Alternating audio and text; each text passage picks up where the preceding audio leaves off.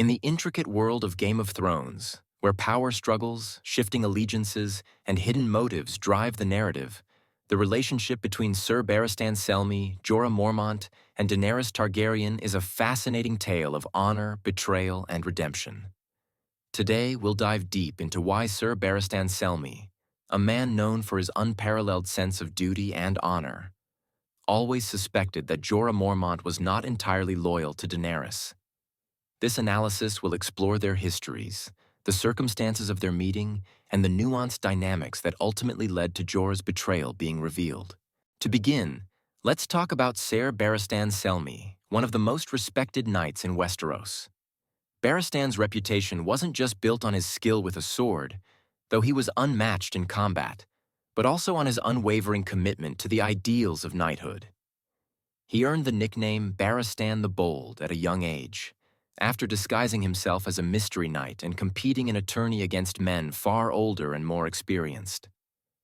Over the years, Barristan served in the Kingsguard under multiple rulers, including Aerys II, Robert Baratheon, and briefly Joffrey Baratheon.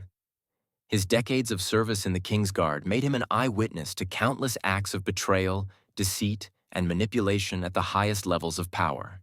When King Robert ascended the throne after Robert's rebellion, Barristan remained in the Kingsguard despite having served the Targaryens. This wasn't out of personal loyalty to Robert, but out of his devotion to the institution of the Kingsguard itself. He believed that the duty of a knight was to serve the realm, no matter who sat on the throne. During his time in King's Landing, Barristan observed the inner workings of the royal court and developed a keen understanding of human behavior, particularly the signs of betrayal. He saw how alliances were forged and broken, how even the most trusted individuals could be corrupted by ambition or fear. This brings us to Jorah Mormont.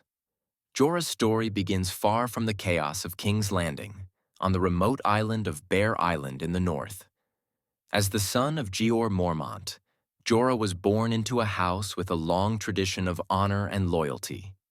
However, Jorah's life took a dark turn when he fell in love with Lynesse Hightower, a beautiful but high-born woman from the Reach.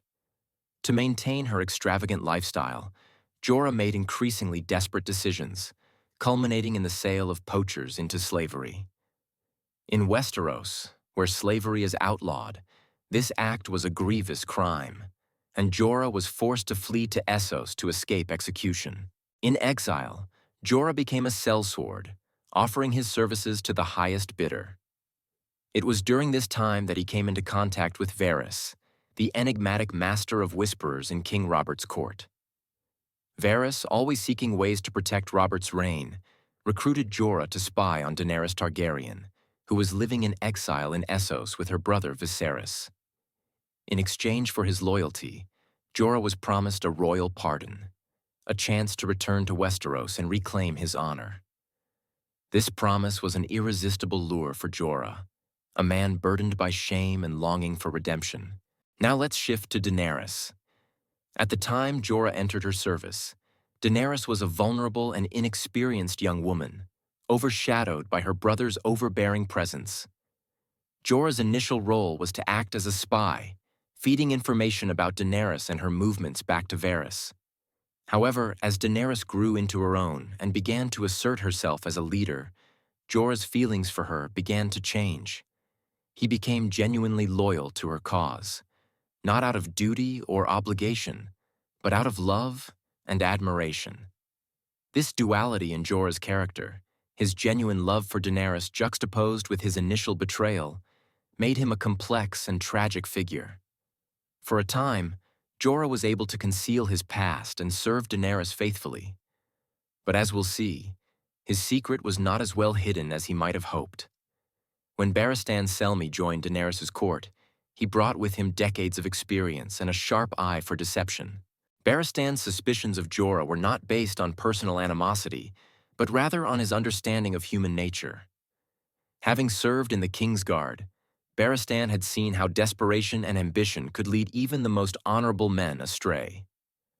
Jorah's history of dishonor, his exile for slavery, was well known, and Barristan likely questioned how a man with such a tainted past could suddenly claim unshakable loyalty to Daenerys. This skepticism was only heightened by Jorah's behavior. Jorah's relationship with Daenerys was marked by an unusual degree of possessiveness. While he claimed to serve her selflessly, his actions often suggested otherwise. He was overly protective, quick to dismiss other advisors, and sometimes acted as though he alone had Daenerys' best interests at heart.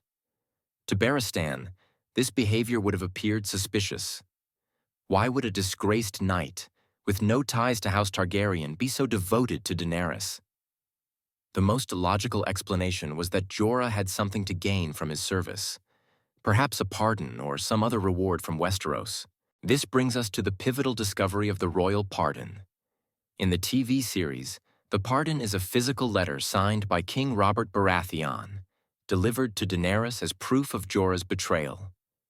In the books, the revelation is more subtle, with Barristan piecing together Jorah's past and confronting him about it. Either way, the result is the same.